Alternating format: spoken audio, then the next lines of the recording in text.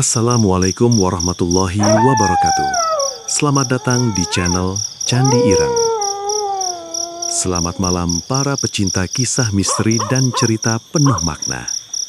Pada kesempatan kali ini, saya akan membawakan sebuah kisah yang bukan sekedar cerita horor biasa, melainkan kisah tentang keserakahan, penyesalan, dan penebusan dosa. Cerita ini berjudul Pesugihan Tumbal Anak Pertama. Sebuah kisah yang terinspirasi dari cerita yang berkembang di masyarakat tentang seseorang yang nekat mengambil jalan pintas demi kekayaan, tanpa menyadari harga yang harus dibayar begitu mahal. Di balik gemerlap harta dan kesuksesan instan, tersembunyi perjanjian gelap yang perlahan menghancurkan keluarga. Namun di saat semuanya hampir terlambat, selalu ada pilihan. Di sebuah desa kecil di pinggiran Jawa Tengah, hiduplah seorang pria bernama Raka bersama istrinya, Sinta. Rumah mereka sederhana, berdinding bata tanpa plester di beberapa bagian, atapnya sudah mulai bocor jika hujan turun deras. Di depan rumah berdiri warung kecil milik Sinta yang menjual kebutuhan sehari-hari, seperti mie instan, kopi sachet, gula, minyak goreng, dan jajanan anak-anak. Warung itu tidak pernah benar-benar ramai. Kadang sehari hanya 5 atau 6 orang yang datang. Uangnya cukup untuk membeli beras dan lauk seadanya, tapi tidak pernah cukup untuk menutup semua kebutuhan hidup mereka. Raka bekerja serabutan. Pagi ini ia bisa menjadi kuli angkut pasir, besok membantu bangunan, lusa belum tentu ada pekerjaan. Hidup mereka berjalan seperti roda yang sering berhenti di bawah. 5 tahun menikah, mereka belum juga dikaruniai anak. Setiap kali ada acara keluarga, pertanyaan tentang momongan selalu menghantui Sinta. Ia hanya bisa tersenyum tipis, walau hatinya terasa perih. Raka sebenarnya juga sedih, tetapi ia lebih sering melampiaskan kegelisahannya dengan diam atau marah tanpa sebab yang jelas. Utang mereka di koperasi desa sudah menumpuk. Raka pernah meminjam uang untuk modal berdagang ayam potong, tetapi usahanya gagal karena ayam-ayamnya mati terkena penyakit. Ia juga sempat mencoba usaha jual beli motor bekas, namun tertipu oleh orang tak dikenal. Setiap kegagalan membuatnya semakin putus asa. Malam hari sering diisi pertengkaran kecil. Sinta menangis diam-diam di dapur, sementara Raka duduk di teras memandangi jalan yang gelap. Ia sering membandingkan dirinya dengan tetangganya, Pak Damar, yang dulu sama-sama bekerja sebagai buruh, tetapi kini memiliki rumah besar 2 lantai dan mobil baru. Orang-orang berbisik bahwa Pak Damar memiliki jalan lain untuk mendapatkan kekayaan, tetapi tidak ada yang berani bertanya langsung. Suatu sore ketika hujan turun rintik-rintik dan warung sepi pembeli, Raka duduk termenung.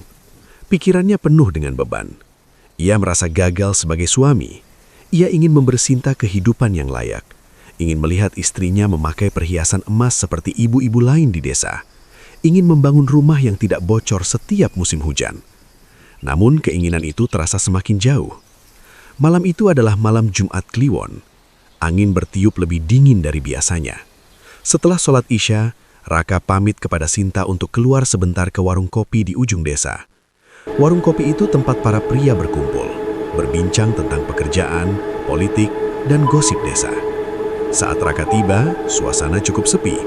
Hanya ada 3 orang duduk melingkar. Di sudut ruangan, seorang pria tua dengan sorban hitam dan tongkat kayu duduk sendirian.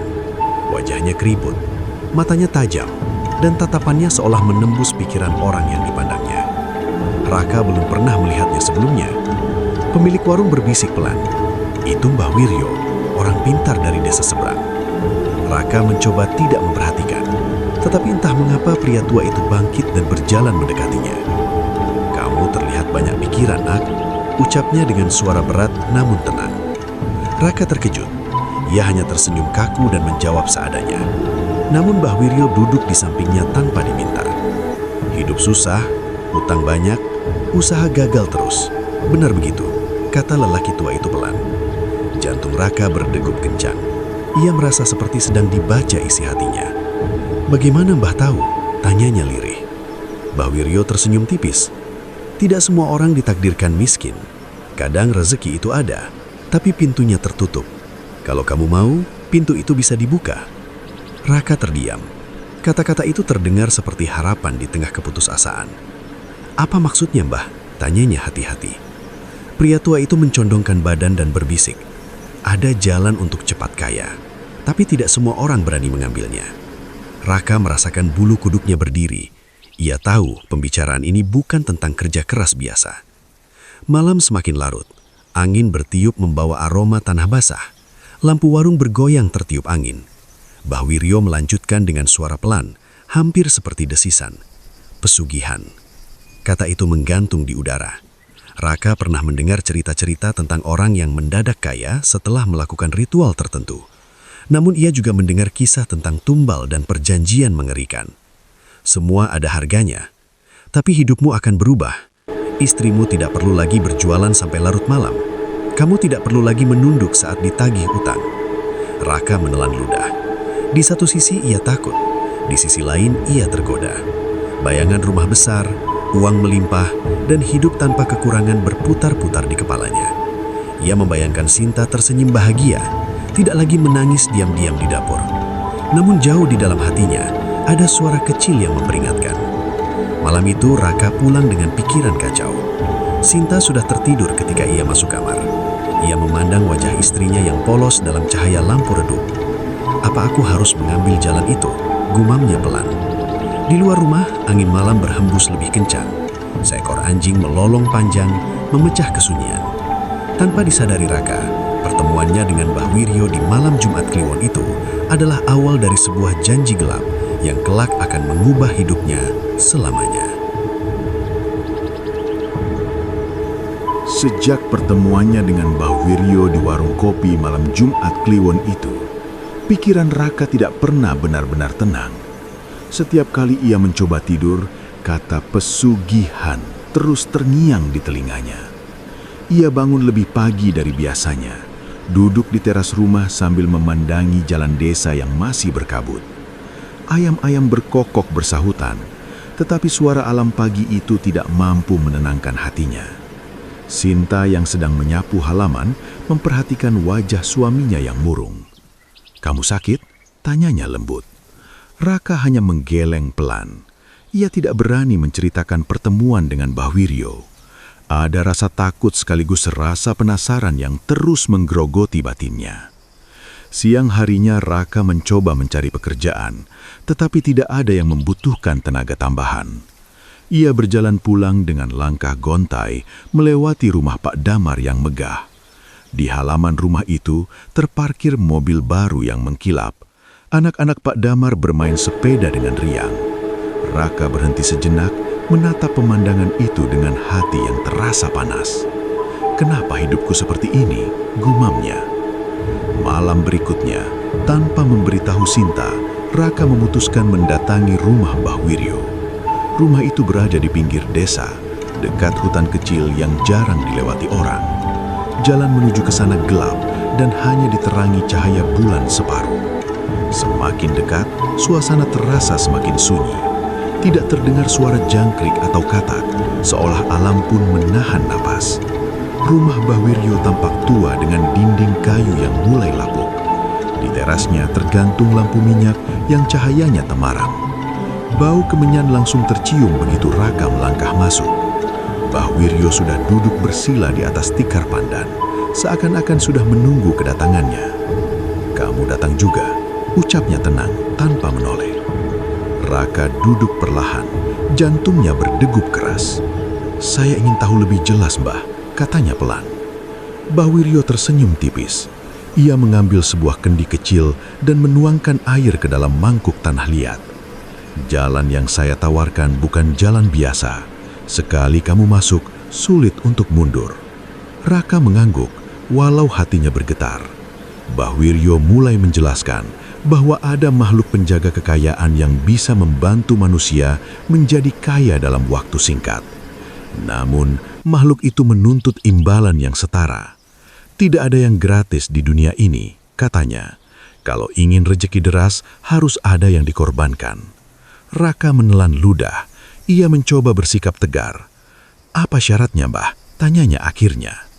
Bahwiryo menatapnya dalam-dalam, sorot matanya tajam seperti menembus dada. Tumbal anak pertama. Kalimat itu membuat tubuh Raka kaku seketika. Nafasnya tercekat. Ia merasa seperti disambar petir. Anak pertama, ulangnya lirih. Saya belum punya anak. Bahwiryo mengangguk pelan. Istrimu akan hamil. Itu sudah terlihat dari garis hidupmu. Anak laki-laki, sehat, pintar. Tapi saat usianya 7 tahun, ia harus diserahkan. Ruangan itu mendadak terasa semakin sempit. Raka bangkit berdiri, mondar-mandir dengan wajah pucat. Tidak ada syarat lain, Bah? Uang, hewan, apa saja selain itu? Tanyanya hampir putus asa. Bahwiryo menggeleng. Makhluk itu tidak mau uang, ia mau darah dagingmu. Itu tanda kesetiaan dan harga dari kekayaan yang kamu minta. Raka terduduk lemas. Bayangan seorang anak kecil berlari memanggilnya ayah tiba-tiba muncul di benaknya. Ia bahkan belum memiliki anak, tetapi rasa kehilangan itu sudah terasa nyata. Saya tidak sanggup, gumamnya. Bahwiryo tidak memaksa, ia hanya berkata pelan, pikirkan baik-baik, kemiskinanmu juga akan menjadi warisan untuk anakmu nanti. Apa kamu tega melihat istrimu terus menderita? Apa kamu ingin anakmu tumbuh dalam kekurangan? Kata-kata itu menghantam hati Raka lebih keras dari sebelumnya. Ia membayangkan anaknya kelak tidak bisa sekolah tinggi, tidak bisa memakai pakaian bagus, mungkin akan merasakan hinaan seperti yang ia rasakan sekarang. Perasaan sebagai kepala keluarga yang gagal kembali menusuk harga dirinya. Malam semakin larut, angin dari hutan bertiup membawa hawa dingin yang menusuk tulang. Raka duduk terdiam lama sekali, seakan sedang menimbang dua jurang dalam hidupnya. Di satu sisi, kekayaan dan kehidupan layak, di sisi lain darah dagingnya sendiri. Apakah tidak ada cara untuk menunda? Tanya Raka akhirnya dengan suara serak. Bahwiryo mengangguk pelan.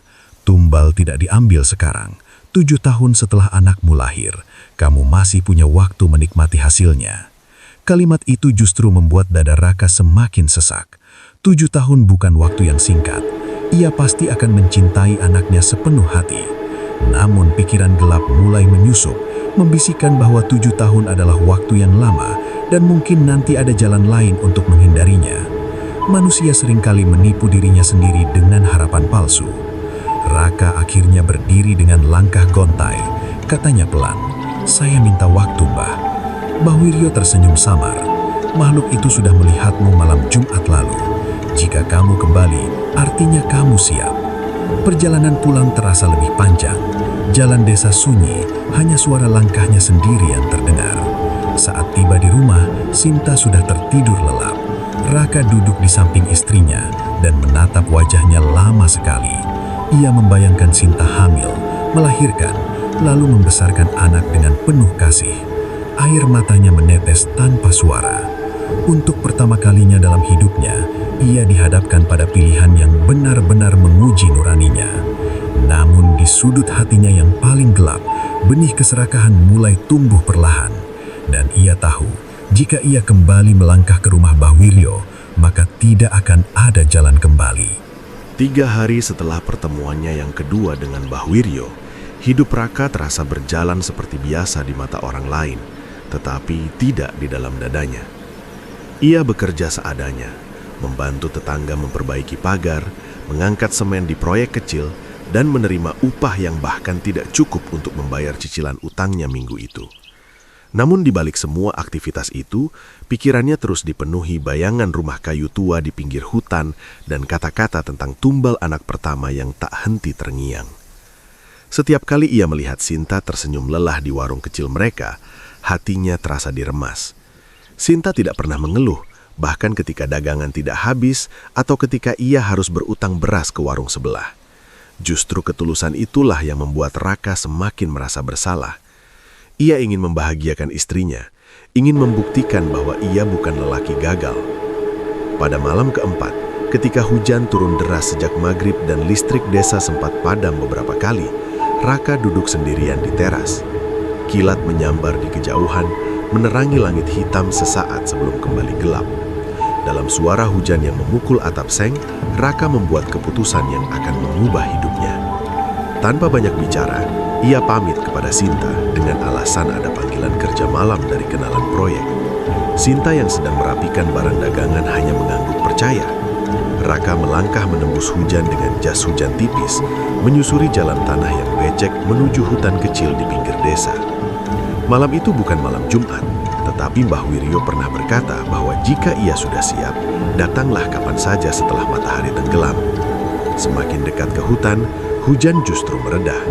Udara terasa aneh, lebih dingin dari biasanya. Kabut tipis menyelimuti pepohonan, membuat bayangan batang-batang besar tampak seperti sosok-sosok berdiri diam. Raka menelan ludah, tetapi ia tidak berhenti. Di depan rumah kayu itu, lampu minyak menyala redup, seperti mata kuning yang menatapnya. Mbah Wiryo sudah berdiri di ambang pintu, seolah tahu Raka akan datang malam itu. "Kamu sudah memilih," ucapnya pelan. Raka tidak menjawab, hanya mengangguk dengan wajah tegang. Di dalam rumah, suasana lebih pekat dari sebelumnya. Asap kemenyan memenuhi ruangan, membuat mata sedikit perih. Di tengah ruangan telah disiapkan tikar pandan dengan beberapa benda aneh di atasnya. Kendi berisi air, sebilah pisau kecil, kain hitam, dan mangkuk tanah liat berisi cairan merah gelap yang entah apa isinya. "Duduk," perintah Mbah Wiryo tenang. Raka duduk bersila, merasakan lututnya gemetar. "Sekali kamu mengucap janji dan darahmu menyentuh perjanjian ini, tidak ada jalan kembali," kata Mbah Wiryo dengan nada datar. "Makhluk penjaga akan datang saat dipanggil, dan ia akan menagih tepat waktu." Raka memejamkan mata sejenak. Dalam kegelapan itu, ia melihat bayangan Sinta, melihat rumah bocor mereka, melihat wajah orang-orang yang meremehkannya. Lalu perlahan, bayangan itu digantikan oleh rumah besar, sawah luas, dan uang yang tak habis-habis. Nafasnya memburu. "Saya siap," katanya lirih, hampir tak terdengar. Mbah Wiryo mulai melantunkan mantra dengan bahasa yang tidak dimengerti Raka. Suaranya rendah dan bergetar, bercampur dengan suara angin yang tiba-tiba menderu di luar. Api lilin di sudut ruangan bergoyang liar meski tak ada jendela terbuka. Udara terasa berat, seolah ada sesuatu yang masuk dan memenuhi ruangan. Raka merasakan bulu kuduknya berdiri. Ia ingin lari, tetapi tubuhnya seperti terpaku. Mbah Wiryo mengambil pisau kecil itu dan menyerahkannya pada Raka. "Teteskan darahmu sebagai tanda kesungguhan," katanya. Tangan Raka gemetar saat menggoreskan ujung pisau ke ibu jarinya. Rasa perih menyengat dan darah merah segar mengalir perlahan. Ia diminta meneteskan darah itu ke atas kain hitam yang telah diberi tulisan simbol aneh berwarna putih. Begitu darah menyentuh kain, angin di luar tiba-tiba berhenti. Hening yang mencekam menyelimuti ruangan. Mantra Mbah Wiryo berhenti mendadak. Dalam keheningan itu, terdengar suara seperti desahan panjang dari sudut ruangan yang gelap. Raka menoleh cepat, tetapi tidak melihat apapun selain bayangan hitam pekat. Pagi setelah ritual di rumah kayu itu, Raka bangun dengan tubuh terasa berat, seolah semalaman ia tidak benar-benar tidur. Luka kecil di ibu jarinya masih terasa perih, namun tidak ada bekas darah yang jelas, hanya garis tipis seperti goresan biasa. Ia menatap langit-langit kamar dengan pikiran kosong beberapa saat, sebelum akhirnya bangkit. Sinta sudah berada di depan warung, menata barang dagangan seperti biasa. Tidak ada yang tampak berbeda dari kehidupan mereka. Namun di dalam hati Raka, ada perasaan ganjil, seperti menunggu sesuatu terjadi. Hari itu berjalan lambat sampai menjelang siang, ketika seorang pria yang tidak dikenalnya datang ke rumah. Pria itu mengaku sebagai mandor proyek pembangunan ruko di kota kecamatan dan sedang mencari pemasok pasir dan batu dalam jumlah besar. Entah bagaimana ia mendapatkan nama Raka dari seseorang di desa. Padahal selama ini, Raka hanya pernah menjadi kuli angkut, bukan pemasok material. Tawaran itu terdengar mustahil, tetapi pria tersebut serius. Ia bahkan memberikan uang muka cukup besar agar Raka segera mengatur pengiriman. Raka hampir tidak percaya. Dengan uang muka itu saja, ia bisa melunasi sebagian utangnya. Sinta terkejut ketika Raka menyerahkan uang tebal di tangannya sore itu. "Dari mana ini?" tanyanya dengan mata berbinar. Raka hanya berkata bahwa ia mendapat proyek besar. Ia tidak menceritakan detailnya. Dalam beberapa hari, semuanya berjalan seperti mimpi. Raka mendapat kenalan supir truk dengan mudah.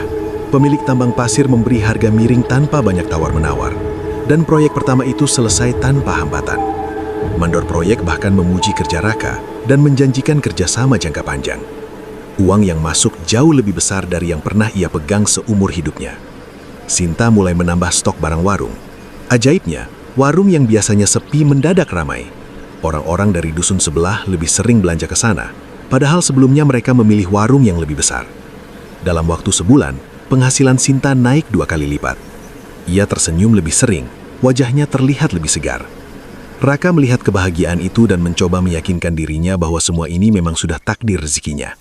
Namun setiap kali malam tiba dan suasana menjadi sunyi, ia teringat pada kain hitam dan janji yang telah ia ucapkan. Ia berusaha menepis pikiran itu dengan berkata dalam hati bahwa 7 tahun masih lama. Waktu berjalan cepat. 3 bulan setelah ritual, Sinta mengabarkan bahwa ia hamil. Berita itu datang seperti petir di siang bolong bagi Raka. Ia memang pernah mendengar ucapan Mbah Wiryo bahwa istrinya akan hamil, tetapi saat kenyataan itu benar-benar terjadi, jantungnya terasa seperti berhenti sesaat. Sinta menangis bahagia dalam pelukannya, mengucap syukur berkali-kali. Raka memeluk istrinya erat, mencoba menyembunyikan getaran di dadanya. Ia bahagia, sangat bahagia. Tetapi di balik kebahagiaan itu, ada bayangan hitam yang perlahan mengikuti setiap langkahnya. Kehamilan Sinta berjalan lancar, tidak ada masalah berarti. Bahkan bidan desa mengatakan kondisi Sinta sangat sehat. Sementara itu, usaha Raka semakin berkembang. Ia tidak hanya memasok material bangunan, tetapi juga mulai dipercaya mengelola distribusi semen ke beberapa proyek lain. Semua terasa terlalu mudah. Orang-orang desa mulai membicarakan perubahan drastis itu. Ada yang memuji kerja kerasnya, ada pula yang berbisik-bisik penuh curiga. Raka mencoba tidak peduli. Ia membeli sepeda motor baru untuk memudahkan mobilitasnya. Kemudian ia merenovasi rumah kecil mereka, mengganti atap bocor dan memasang keramik di lantai yang dulu hanya tanah diplester kasar. Hampir tidak percaya melihat perubahan itu. Akhirnya hidup kita membaik, katanya suatu malam sambil mengelus perutnya yang mulai membesar. Raka tersenyum, tetapi senyum itu tidak pernah benar-benar sampai ke matanya. Setiap kali ia melihat perut Sinta, ia menghitung waktu dalam pikirannya. 1 bulan, 2 bulan, 3 bulan. Ia seperti sedang melihat jam besar yang berdetak menuju sesuatu yang tidak ingin ia hadapi. Ketika usia kehamilan memasuki bulan ke-7, Raka mengalami mimpi aneh untuk pertama kalinya. Ia bermimpi berdiri di tengah hutan gelap. Di depannya ada sosok tinggi besar berwarna hitam pekat tanpa wajah jelas. Sosok itu tidak berbicara, tetapi Raka bisa mendengar suara di kepalanya. Suara yang mengingatkan tentang janji. Ia terbangun dengan napas terengah dan tubuh basah oleh keringat. Sinta yang terbangun hanya mengira suaminya mimpi buruk biasa. Raka tidak pernah menceritakan mimpi itu. Ia mencoba menganggapnya sekedar bunga tidur akibat pikirannya yang lelah. Hari kelahiran pun tiba. Hujan turun deras seperti malam saat ia membuat perjanjian. Sinta melahirkan seorang bayi laki-laki yang sehat dan menangis kuat. Tangis itu terdengar nyaring memenuhi ruang bersalin kecil di klinik desa. Raka menangis haru ketika pertama kali menggendong anaknya. Wajah kecil itu begitu polos, begitu tidak berdosa. Mereka menamainya Arga, yang berarti gunung, berharap anak itu kelak tumbuh kuat dan kokoh. Malam setelah kelahiran Arga, saat semua sudah tertidur, Raka duduk sendirian memandangi bayi mungil itu di ranjang kecilnya. Tangannya gemetar ketika menyentuh pipi lembut anaknya. "Maafkan ayah," bisiknya hampir tanpa suara. Di luar jendela, angin bertiup pelan. Tirai bergerak sedikit meski jendela tertutup rapat. Raka merasa ada yang mengawasi, tetapi ketika ia menoleh, tidak ada siapa-siapa. Sejak hari itu, hidup mereka tampak sempurna di mata orang lain. Uang terus mengalir, usaha semakin besar, dan keluarga kecil mereka terlihat bahagia. Namun di balik semua kemewahan yang perlahan mereka bangun, ada janji gelap yang terikat kuat. Setiap tawa kecil Arga yang tumbuh dari hari ke hari menjadi pengingat bahwa waktu tidak pernah berhenti berjalan. Dan Raka tahu, di suatu tempat yang tidak bisa ia lihat, sesuatu sedang menunggu dengan sabar.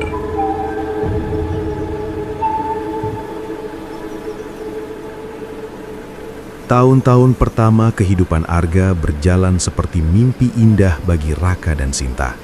Anak itu tumbuh sehat, kulitnya cerah, matanya tajam dan penuh rasa ingin tahu. Ia mulai merangkak, berjalan, lalu berlari kecil mengitari rumah yang kini sudah jauh lebih bagus dari dulu. Lantai keramik yang mengkilap sering menjadi tempat Arga bermain mobil-mobilan, sementara Sinta tersenyum melihatnya dari dapur yang kini sudah memiliki lemari dan peralatan lengkap. Raka semakin sibuk dengan usahanya yang terus berkembang. Ia kini memiliki 2 truk sendiri, mempekerjakan beberapa supir dan kernet. Namanya mulai dikenal di kecamatan sebagai pemasok material yang cepat dan tepat waktu. Uang yang dulu hanya cukup untuk makan, kini seperti tidak pernah habis. Mereka bahkan membeli sebidang tanah kecil di pinggir desa untuk investasi. Orang-orang semakin sering membicarakan keberuntungan Raka. Ada yang memuji, ada yang iri, ada pula yang berbisik dengan nada curiga. Namun Raka mencoba menutup telinganya. Ia ingin menikmati kebahagiaan itu. Walau jauh di dalam hatinya, ia tahu kebahagiaan itu berdiri di atas janji yang mengerikan. Setiap ulang tahun Arga, Raka selalu merasakan perasaan campur aduk. Saat Arga berusia 1 tahun, ia masih bisa menenangkan dirinya dengan berkata bahwa waktu masih panjang. Saat usia 2 tahun, ia mulai menghitung tanpa sadar. 3 tahun, 4 tahun, waktu terasa berjalan lebih cepat dari yang ia kira. Arga adalah anak yang cerdas dan ceria. Ia mudah bergaul dan selalu menjadi pusat perhatian saat ada acara keluarga. Semua orang menyayanginya. Anak ini membawa rezeki, kata seorang tetangga suatu hari. Kalimat itu membuat jantung Raka bergetar sesaat. Membawa rezeki ya, tetapi dengan harga apa? Ketika Arga memasuki usia 5 tahun, tanda-tanda aneh mulai muncul perlahan. Awalnya hal kecil yang mudah diabaikan. Arga sering berbicara sendiri di kamarnya. Sinta mengira itu hanya imajinasi anak kecil yang punya teman hayalan. Ia bahkan merasa bangga karena anaknya terlihat kreatif. Namun suatu malam saat Raka pulang lebih larut dari biasanya, ia mendengar suara Arga tertawa kecil dari kamar, padahal jam sudah menunjukkan hampir tengah malam. Raka membuka pintu perlahan dan melihat Arga duduk di atas tempat tidur, menatap sudut ruangan yang gelap. "Lagi main apa, Nak?" tanya Raka mencoba terdengar santai. Arga menoleh dan tersenyum polos. "Main sama Om Tinggi ya?" Tubuh Raka langsung menegang. "Om siapa?" tanyanya dengan suara pelan. Arga menunjuk sudut kamar yang kosong. "Itu, yang hitam, katanya dia teman ayah." Nafas Raka terasa berat.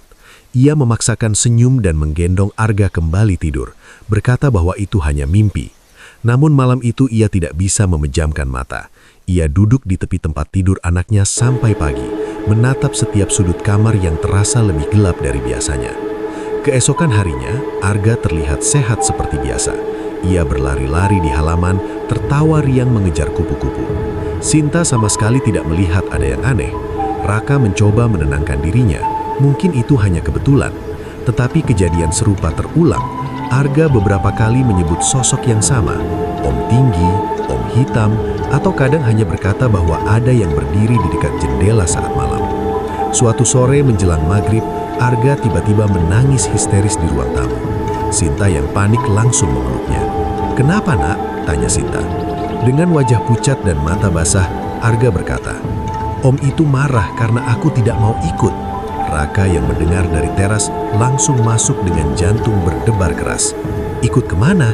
tanyanya berusaha mengontrol suaranya. Arga hanya menggeleng sambil memeluk ibunya erat. Sejak kejadian itu, Arga demam tanpa sebab jelas. Dokter desa memeriksa dan mengatakan tidak ada infeksi atau penyakit serius. Hasilnya selalu normal, tetapi panas tubuh Arga bisa naik tiba-tiba saat malam dan turun kembali menjelang pagi. Sinta mulai khawatir. Ia mengira mungkin ada gangguan kesehatan yang tidak terdeteksi. Raka tahu jauh di dalam hatinya bahwa ini bukan sekedar sakit biasa. Setiap kali Arga demam, Raka teringat pada malam di hutan, pada darah yang menetes di atas kain hitam, pada suara desahan di sudut ruangan. Ia mulai sering bermimpi tentang sosok tinggi tanpa wajah yang berdiri di depan rumahnya. Dalam mimpi itu, sosok tersebut hanya diam menatap, tetapi tatapan yang tidak terlihat itu terasa menekan dada Raka hingga ia sulit bernafas. Ia terbangun berkeringat dan langsung memeriksa kamar Arga. Suatu malam ketika hujan turun pelan dan listrik desa kembali padam, Arga menjerit dari kamarnya. Raka dan Sinta berlari masuk. Mereka menemukan Arga berdiri di atas tempat tidur, menunjuk ke arah jendela. "Dia di situ, dia bilang waktunya sudah dekat," teriak Arga dengan suara gemetar. Sinta memeluk anaknya erat mencoba menenangkan, namun Raka hanya berdiri kaku, keringat dingin mengalir di pelipisnya. Usia Arga baru 5 tahun, tetapi bayangan 7 tahun itu kini terasa semakin nyata. Sejak malam itu, suasana rumah berubah. Walau di siang hari terlihat normal, ada ketegangan yang tidak terlihat menyelimuti mereka. Raka menjadi lebih pendiam. Ia mulai mudah marah tanpa alasan jelas. Sinta merasakan perubahan itu dan mulai curiga ada sesuatu yang disembunyikan suaminya. Namun setiap kali ia bertanya, Raka hanya berkata lelah karena pekerjaan. Padahal sebenarnya ia lelah oleh rasa bersalah dan ketakutan yang terus membesar. Kekayaan yang dulu ia banggakan kini terasa seperti beban berat di pundaknya. Setiap tawa Arga kini terdengar seperti hitungan mundur yang tidak terlihat. Dan di setiap sudut rumah yang terang di siang hari, Raka merasa ada bayangan tipis yang mengikuti, menunggu waktu yang telah dijanjikan. Sejak kejadian Arga berteriak menunjuk jendela pada malam hujan itu, Sinta tidak pernah benar-benar merasa tenang. Walaupun siang hari rumah mereka terlihat cerah dan normal, ada perasaan ganjil yang sulit dijelaskan setiap kali matahari mulai tenggelam. Sinta mulai lebih sering tidur di kamar Arga, memeluk anaknya erat-erat seakan takut sesuatu akan merebutnya saat ia lengah. Arga sendiri menjadi lebih pendiam. Ia masih bermain dan tertawa, tetapi tidak sebebas dulu. Kadang ia berhenti mendadak saat bermain, menoleh ke arah tertentu seperti mendengar panggilan yang tidak didengar orang lain. "Kamu lihat apa, Nak?" tanya Sinta suatu sore ketika Arga tiba-tiba berdiri kaku di ruang tamu. Arga menggeleng pelan. "Om itu cuma lihat-lihat saja, Bu." Jawaban itu membuat jantung Sinta berdebar tidak karuan. Ia mulai merasa ini bukan lagi sekadar imajinasi anak kecil. Raka semakin sulit diajak bicara. Ia sering melamun di teras, menatap jalan kosong dengan wajah tegang. Sinta beberapa kali mencoba membuka percakapan tentang perubahan sikap Arga, tetapi Raka selalu menghindar. "Anak kecil memang suka berhayal," katanya singkat. Namun nada suaranya tidak meyakinkan. Suatu malam, demam Arga kembali kambuh lebih parah dari sebelumnya. Tubuh kecilnya panas seperti terbakar, tetapi tangannya terasa dingin. Sinta panik dan menangis sambil mengompres dahi anaknya. Raka berdiri di sudut kamar dengan wajah pucat, seolah sudah tahu ini akan terjadi.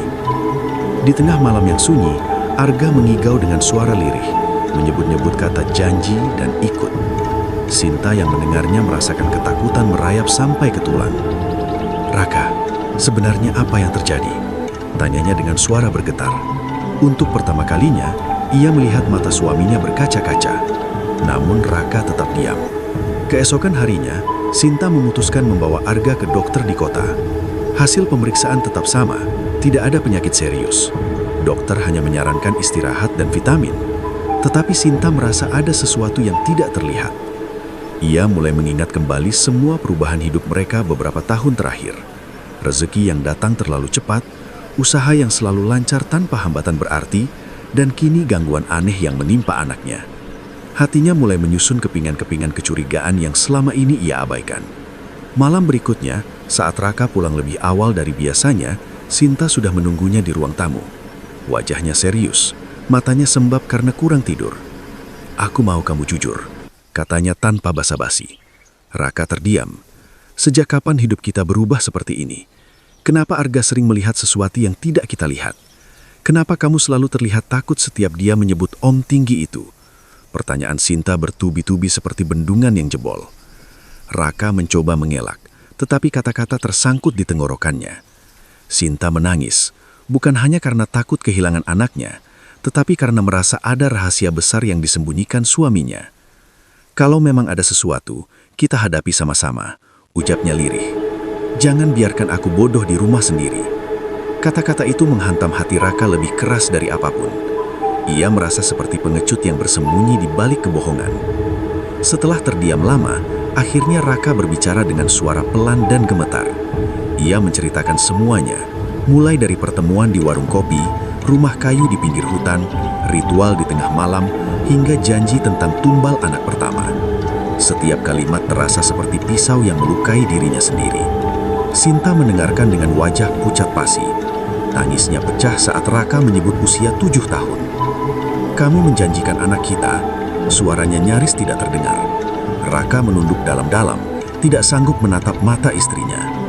"Aku hanya ingin kita hidup layak," katanya lemah. Aku pikir masih ada waktu untuk mencari jalan keluar. Sinta merasa dunia runtuh di kakinya. Semua kebahagiaan yang ia rasakan selama ini tiba-tiba berubah menjadi bayangan kelam. Ia memeluk Arga yang tertidur di kamar dengan tangis tak tertahan. Rasa marah, kecewa, dan takut bercampur menjadi satu. Namun di balik semua itu, naluri seorang ibu jauh lebih kuat. Ia tidak peduli bagaimana caranya. Ia tidak akan membiarkan anaknya menjadi korban. Sejak malam pengakuan itu, rumah mereka berubah menjadi tempat yang penuh doa dan tangis. Sinta mulai mencari bantuan ke sana-sini. Ia bertanya pada tetangga tentang ustadz atau orang yang bisa membantu memutus perjanjian gaib. Raka yang awalnya putus asa akhirnya ikut bergerak, didorong rasa bersalah yang semakin menekan. Setiap kali Arga tidur, mereka berdua duduk membahas kemungkinan yang ada, meski hati mereka dipenuhi ketakutan akan konsekuensi yang tidak mereka pahami. Di sela-sela usaha mencari pertolongan, gangguan semakin sering muncul. Arga beberapa kali terbangun di tengah malam dan berjalan ke pintu depan seperti sedang dipanggil. Beruntung Sinta selalu terbangun dan menarik. Setelah malam pengakuan itu, tidak ada lagi rahasia di antara Raka dan Sinta. Namun keterbukaan tersebut tidak membawa ketenangan, justru membuat kenyataan terasa semakin berat. Sinta tidak lagi memandang rumah besar mereka dengan rasa bangga. Setiap dinding yang berdiri kokoh kini seperti saksi bisu dari janji gelap yang pernah diucapkan suaminya. Raka sendiri hampir tidak bisa bercermin tanpa merasa jijik pada dirinya sendiri. Ia mulai menyadari bahwa keserakahan yang dulu ia anggap demi keluarga ternyata justru mengancam keluarga itu sendiri. Arga yang kini berusia 6 tahun terlihat semakin sensitif. Ia sering terbangun di malam hari dan menangis tanpa sebab jelas. Kadang ia berkata ada yang memanggil namanya dari luar rumah, padahal saat dicek tidak ada siapapun. Suatu malam, saat angin berembus pelan dan suasana desa terasa sunyi, Arga berdiri di depan pintu dengan mata setengah terpejam, seperti orang berjalan dalam tidur. Sinta yang kebetulan terbangun langsung menariknya ke dalam pelukan. "Aku harus ikut, Bu," bisik Arga lirih. "Om itu bilang ayah sudah janji." Kalimat itu membuat tubuh Sinta lemas. Ia memandang Raka dengan tatapan yang sulit dijelaskan. Bukan hanya marah atau kecewa, tetapi juga penuh ketakutan. Raka merasa dadanya seperti dihantam batu besar. Ia tahu waktunya semakin sempit. Tanpa menunggu lebih lama, Sinta memaksa Raka mencari pertolongan. Mereka mendatangi seorang ustadz di desa sebelah yang dikenal bijak dan sering membantu orang-orang yang mengalami gangguan gaib. Perjalanan ke rumah ustadz itu terasa panjang dan sunyi. Raka duduk di atas motor dengan pikiran penuh kecemasan, sementara Sinta memeluk Arga erat di belakangnya. Sesampainya di sana, mereka menceritakan semuanya dengan jujur. Ustadz itu mendengarkan tanpa menyela. Wajahnya tenang, tetapi sorot matanya tajam. Setelah Raka selesai bercerita, suasana menjadi hening beberapa saat. "Perjanjian dengan makhluk seperti itu bukan perkara kecil," kata Ustadz pelan. "Ia terikat karena kesepakatan dan darah." Sinta langsung menangis, memohon agar anaknya diselamatkan. Ustadz itu mengangguk perlahan. "Masih ada jalan, tapi tidak mudah. Perjanjian bisa diputus jika kalian benar-benar bertaubat dan siap menerima konsekuensinya." Raka menunduk. "Konsekuensi seperti apa, Pak Ustadz?" tanyanya dengan suara serak. "Rezeki yang datang lewat jalan itu bisa hilang, bahkan bisa berbalik menjadi kesempitan. Dan makhluk itu tidak akan pergi tanpa perlawanan." Kata-kata itu membuat Raka sadar bahwa apapun yang terjadi, ia harus siap kehilangan semua yang ia dapatkan selama ini. Namun dibanding kehilangan Arga, semua itu tidak ada artinya. Ustadz menyarankan agar mereka melakukan ruqyah di rumah dan memperbanyak doa serta sedekah. Ia juga mengingatkan agar Raka menghentikan semua hubungan dengan orang yang membantunya dalam ritual dahulu. Mendengar itu, Raka langsung teringat pada Mbah Wiryo.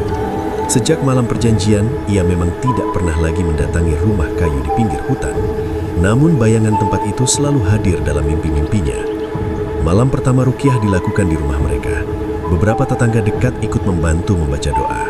Arga awalnya terlihat tenang, tetapi ketika bacaan mulai keras dan khusyuk, tubuhnya tiba-tiba gemetar. Matanya terpejam erat dan ia berteriak dengan suara yang bukan seperti suara anak kecil.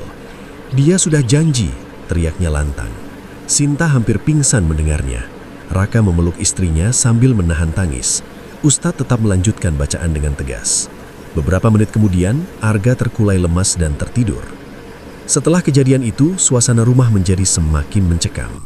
Gangguan tidak berhenti begitu saja. Beberapa kali terdengar suara benda jatuh sendiri di dapur padahal tidak ada angin. Lampu ruang tamu sering berkedip tanpa sebab. Arga masih kadang melihat sosok tinggi di sudut rumah, tetapi kini ia mulai berani berkata tidak ketika merasa dipanggil. Sinta terus menguatkan anaknya, mengajarkan doa-doa sebelum tidur. Raka mulai lebih sering berada di rumah, meninggalkan sebagian pekerjaannya. Ia merasa setiap detik bersama Arga sangat berharga. Namun di sisi lain, usahanya mulai goyah. Beberapa proyek tiba-tiba dibatalkan tanpa alasan jelas. Supir truknya mengundurkan diri satu persatu karena merasa tidak nyaman bekerja. Kerugian kecil mulai muncul, seperti bahan bangunan yang rusak atau pelanggan yang menunda pembayaran. Raka menyadari inilah awal konsekuensi yang disebut Ustadz. Sinta tidak lagi memikirkan kekayaan. Ia hanya ingin anaknya selamat. Setiap malam, ia sujud lebih lama dari biasanya. Air matanya membasahi sajadah. Ia memohon agar jika memang harus ada yang menanggung akibat, biarlah ia dan suaminya saja, bukan Arga. Suatu sore, Raka memberanikan diri mendatangi rumah kayu di pinggir hutan untuk terakhir kalinya. Ia ingin memastikan sesuatu. Namun saat ia tiba, rumah itu sudah kosong. Tidak ada lampu minyak, tidak ada bau kemenyan. Pintu terbuka dan di dalamnya hanya ada debu serta sarang laba-laba, seolah tempat itu tidak pernah dihuni siapapun. Raka berdiri terpaku dengan perasaan campur aduk, antara lega dan takut. Ia sadar bahwa urusannya bukan lagi dengan manusia, melainkan dengan sesuatu yang tidak terlihat. Ketika ia kembali ke rumah, Sinta menyambutnya dengan wajah cemas. "Bagaimana?" tanyanya. Raka hanya mengelek pelan. "Semua ini sekarang antara kita dan Tuhan," katanya lirih. Malam itu, untuk pertama kalinya setelah sekian lama, Raka dan Sinta duduk berdampingan sambil memandangi Arga yang tertidur lelap. Mereka tidak tahu apa yang akan terjadi 1 tahun lagi saat Waktu berjalan tanpa bisa dihentikan. Dan akhirnya, hari yang paling ditakuti itu tiba. Arga genap berusia 7 tahun, tepat pada bulan Surah. Bulan yang sejak dulu sering dikaitkan dengan hal-hal gaib di desa mereka. Sejak pagi, suasana hati Raka dan Sinta sudah tidak tenang. Mereka tidak merayakan ulang tahun seperti tahun-tahun sebelumnya. Tidak ada kue, tidak ada tawa panjang. Hanya doa sederhana yang dipanjatkan dengan suara bergetar. Arga sendiri tampak berbeda hari itu. Ia lebih diam, lebih sering menatap kosong ke arah pintu atau jendela. Sinta tidak pernah melepaskannya sendirian, bahkan ke kamar mandi pun ia temani. Menjelang maghrib, langit tiba-tiba berubah gelap meski belum waktunya hujan. Awan hitam menggantung rendah, angin berembus pelan namun terasa dingin menusuk. Beberapa tetangga sempat berkata cuaca terasa aneh, tetapi tidak ada yang tahu apa yang sebenarnya sedang dihadapi keluarga itu. Setelah sholat Isya, Ustadz yang dulu membantu ruqyah datang kembali ke rumah mereka. Ia sudah dipanggil sejak beberapa hari sebelumnya untuk berjaga malam itu. Raka menutup semua pintu dan jendela rapat-rapat. Meski entah kenapa, hawa dingin tetap terasa masuk melalui celah yang tak terlihat. Ruang tamu disiapkan untuk doa bersama. Lampu menyala terang, tetapi bayangan di sudut ruangan terasa lebih pekat dari biasanya. Arga duduk di pangkuan Sinta. Tubuhnya hangat namun tidak demam. Ia hanya terlihat lelah, seolah energi dalam dirinya terkuras. "Bu, dia sudah dekat," bisiknya pelan. Sinta memeluknya erat, air mata sudah mengalir tanpa bisa ditahan. Ustadz mulai membaca doa dengan suara tegas dan bergetar memenuhi ruangan. Raka duduk di sampingnya, ikut membaca walau suaranya sesekali patah. Angin di luar tiba-tiba bertiup lebih kencang. Atap rumah berderit, jendela yang sudah terkunci terdengar seperti digedor dari luar. Listrik mendadak padam, membuat rumah gelap gulita. Hanya cahaya lilin yang tersisa, bergoyang liar meski tidak ada angin di dalam ruangan. Arga tiba-tiba menjerit keras. Tubuhnya kaku, matanya terpejam rapat. Suaranya berubah berat saat ia berbicara, bukan lagi suara anak kecil yang polos. Janji harus ditepati. Suara itu keluar dari mulut Arga dengan nada dalam dan bergema. Sinta hampir pingsan mendengarnya, tetapi Raka menahannya. Ustadz terus membaca doa lebih keras, memerintahkan makhluk itu pergi. Udara terasa semakin berat, seperti ada tekanan besar menekan dada setiap orang di ruangan itu. Bau tanah basah dan kemenyan samar-samar tercium, padahal tidak ada yang membakar apapun. Tiba-tiba terdengar suara benturan keras dari arah dapur, seperti lemari jatuh. Raka hampir bangkit, tetapi Ustadz memberi isyarat agar tetap duduk dan fokus pada doa. Arga menggeliat hebat, seolah ada sesuatu yang berusaha menariknya. Sinta memeluknya sekuat tenaga, tidak peduli jika harus terluka. "Jangan ambil anak saya!" teriaknya histeris. Raka menangis untuk pertama kalinya tanpa malu. Ia bersujud sambil memohon ampun dengan suara keras, mengakui kesalahannya, memohon agar perjanjian itu dibatalkan meski harus menukar semua harta yang ia miliki. Di tengah doa yang semakin lantang, angin di luar tiba-tiba berhenti mendadak. Hening yang mencekam menggantung beberapa detik. Lilin-lilin padam satu persatu, meninggalkan kegelapan total. Dalam gelap itu, terdengar suara langkah berat mengitari ruangan, perlahan dan jelas, meski tidak ada siapapun yang terlihat. Nafas Raka tercekat. Ia merasakan hawa dingin menyentuh tengkuknya, seperti ada yang berdiri tepat di belakangnya. Pengganti. Suara berat itu terdengar samar, seolah berasal dari segala arah sekaligus.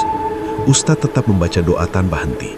Suaranya kini terdengar seperti benteng terakhir yang menahan sesuatu.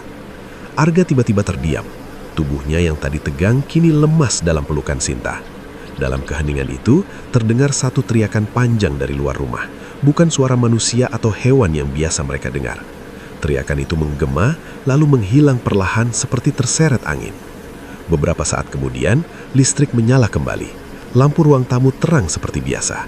Suasana kembali sunyi, hanya terdengar suara nafas terengah Raka dan tangis pelan Sinta. Arga membuka matanya perlahan. Tatapannya kembali jernih seperti semula. "Bu, aku capek," katanya lemah sebelum tertidur. Ustadz menghela nafas panjang. Wajahnya terlihat pucat dan lelah. "Belum selesai," ucapnya pelan. "Ia tidak pergi dengan mudah." Raka menelan ludah. "Apa maksudnya Pak Ustadz?" tanyanya dengan suara bergetar. Ustadz menatapnya dalam-dalam. "Janji itu menuntut keseimbangan. Jika bukan anakmu, maka ia akan mencari pengganti dari darah yang sama." Kalimat itu membuat tubuh Raka terasa dingin. Ia langsung teringat kata Sejak malam penentuan itu, suasana rumah memang terlihat lebih tenang. Tetapi ketenangan itu terasa rapuh, seperti kaca tipis yang bisa pecah kapan saja. Arga kembali bermain seperti biasa, tertawa dan berlari di halaman tanpa menyebut lagi tentang Om Tinggi yang dulu sering ia lihat. Sinta bersyukur setiap kali mendengar tawa anaknya, namun di dalam hatinya masih ada ketakutan yang belum sepenuhnya hilang. Raka sendiri mulai merasakan perubahan yang tidak bisa ia abaikan. Tubuhnya sering lemas meski tidak melakukan pekerjaan berat. Dadanya terasa sesak secara tiba-tiba, terutama saat malam tiba. Ia mengira itu hanya karena kelelahan atau terlalu banyak pikiran. Namun semakin hari, kondisinya semakin memburuk. Di sisi lain, usaha yang dulu mengalir lancar seperti sungai deras, kini mulai surut. Proyek-proyek besar satu persatu membatalkan kerjasama. Beberapa pelanggan yang biasanya membayar tepat waktu, tiba-tiba menghilang tanpa kabar. Salah satu truk miliknya mengalami kerusakan mesin yang membutuhkan biaya besar untuk perbaikan. Raka terpaksa menjual satu unit truk untuk menutup kerugian. Ia menyadari dengan pahit bahwa kekayaan yang datang dengan cara tidak wajar itu kini benar-benar sedang ditarik kembali. Setiap kali ia melihat rekeningnya berkurang, ia tidak lagi marah seperti dulu. Justru ada rasa pasrah yang tumbuh, seolah ia tahu semua ini adalah bagian dari konsekuensi yang harus dibayar. Namun, rasa pasrah itu tidak menghapus ketakutan yang semakin nyata di tubuhnya sendiri. Suatu pagi, Raka pingsan di teras rumah saat hendak berangkat kerja. Sinta yang melihatnya langsung berteriak panik. Arga menangis melihat ayahnya tergeletak tak bergerak. Raka dibawa ke rumah sakit di kota kecamatan. Hasil pemeriksaan dokter tidak menemukan penyakit yang jelas. Tekanan darahnya normal, jantungnya tidak menunjukkan gangguan serius, tetapi wajahnya terlihat pucat dan tubuhnya seperti kehilangan tenaga. Dokter hanya menyarankan istirahat total dan pemeriksaan lanjutan jika kondisi tidak membaik. Namun Raka tahu, ini bukan sekadar sakit biasa. Setiap kali ia memejamkan mata, ia melihat bayangan hitam berdiri di sudut ruangan. Tidak lagi di kamar Arga, melainkan di dekat dirinya sendiri. Dalam beberapa mimpi, sosok itu berdiri di samping tempat tidurnya dan berbisik tanpa suara yang jelas. Hanya satu kata yang selalu terasa di kepalanya, pengganti. Raka mulai mengerti makna kata itu. Malam penentuan telah berlalu. Arga selamat, tetapi perjanjian tidak pernah benar-benar dibatalkan, hanya dialihkan. Sinta yang melihat kondisi suaminya semakin kurus dan sering melamun, merasa bersalah meski ia tidak tahu harus menyalahkan siapa.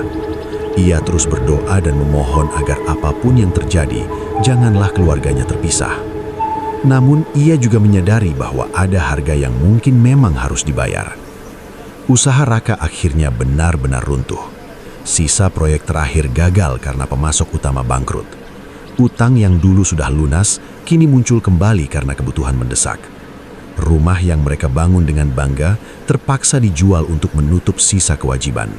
Mereka pindah kembali ke rumah kecil orang tua Sinta di ujung desa. Ironisnya, rumah itu tidak jauh berbeda dengan rumah lama mereka sebelum semua kekayaan datang. Namun kali ini, suasananya terasa lebih sunyi dan penuh bayangan masa lalu. Raka semakin jarang keluar rumah. Ia lebih sering duduk di kamar dengan napas pendek dan tatapan kosong. Kadang ia memanggil Arga hanya untuk memeluknya lama tanpa bicara. "Ayah kenapa, Bu?" tanya Arga polos suatu malam. Sinta hanya tersenyum pahit dan berkata ayahnya sedang sakit. Raka sendiri mulai merasakan sakit yang tidak bisa dijelaskan. Tubuhnya terasa dingin di malam hari, padahal cuaca tidak terlalu dingin. Napasnya sering terasa berat seperti ada beban di dadanya. Suatu malam, saat hujan turun rintik-rintik dan listrik kembali padam seperti malam-malam sebelumnya, Raka terbangun dengan napas terengah. Ia melihat sosok tinggi berdiri di sudut kamar, lebih jelas dari sebelumnya. Kali ini ia tidak menjerit atau mencoba lari. Ia hanya menatap dengan mata pasrah. Dalam hatinya, ia berbicara tanpa suara, mengakui kesalahannya dan meminta agar anaknya dibiarkan hidup tenang.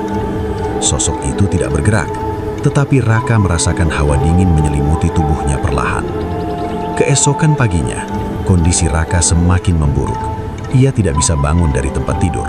Sinta membawanya kembali ke rumah sakit, tetapi dokter tetap tidak menemukan penyakit fisik yang pasti.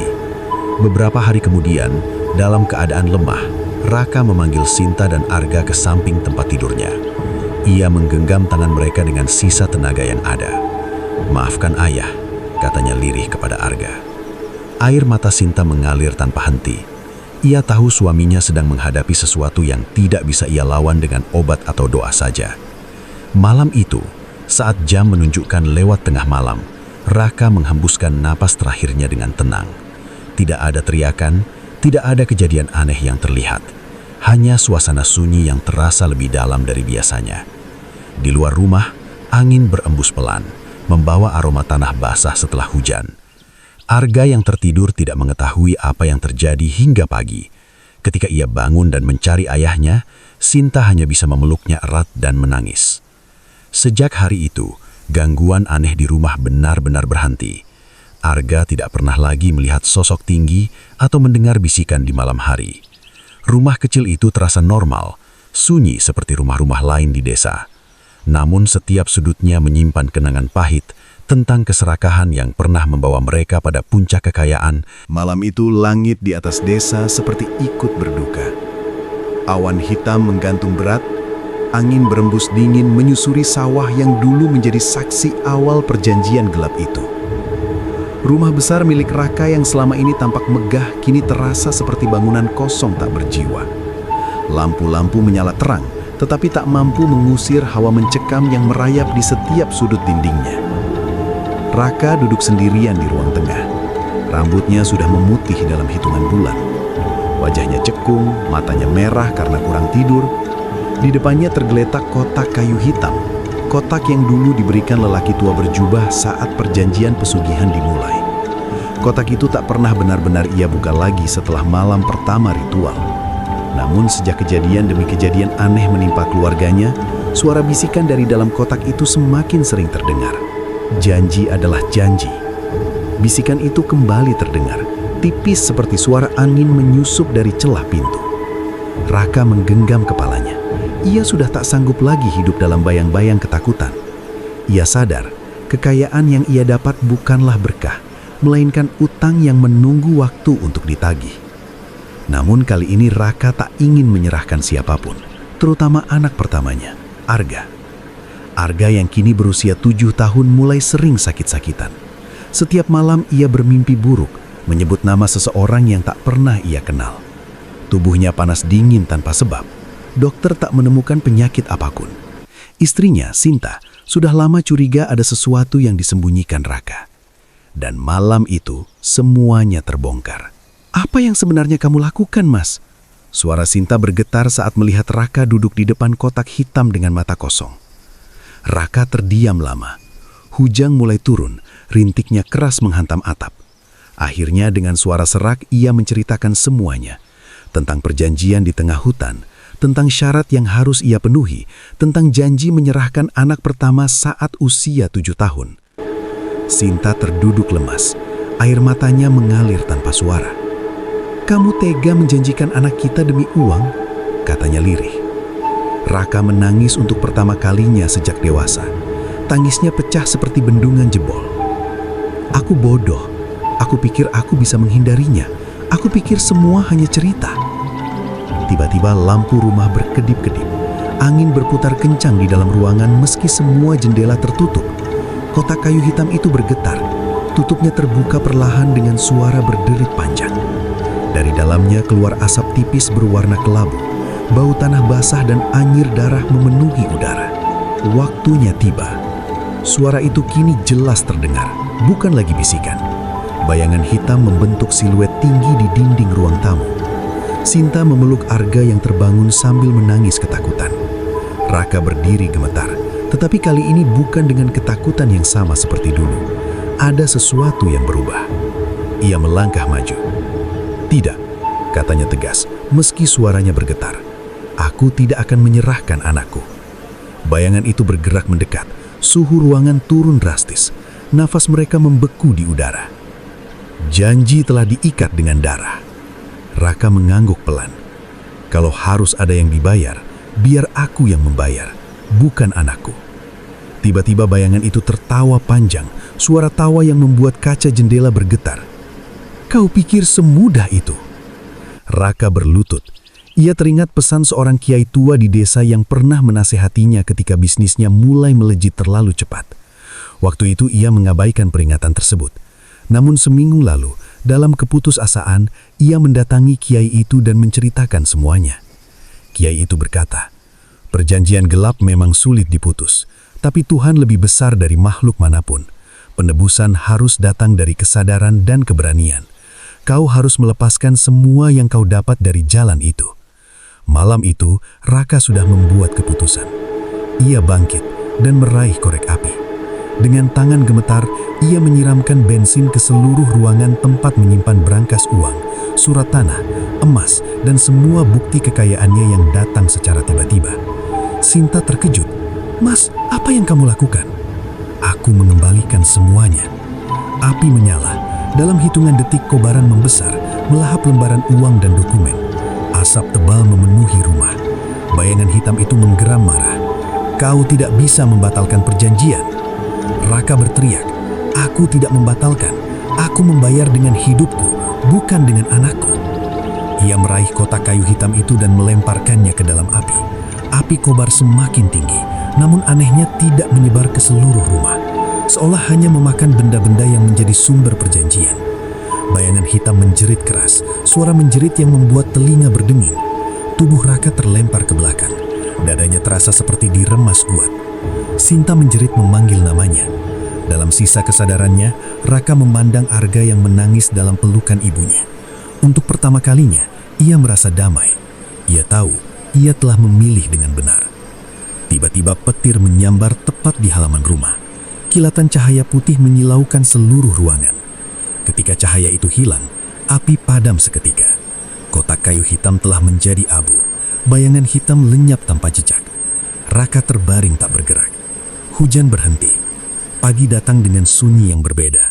Udara terasa ringan. Rumah itu tak lagi terasa mencekam. Uang, emas, surat tanah, semuanya habis terbakar. Yang tersisa, Demikianlah kisah pesugihan siluman buaya.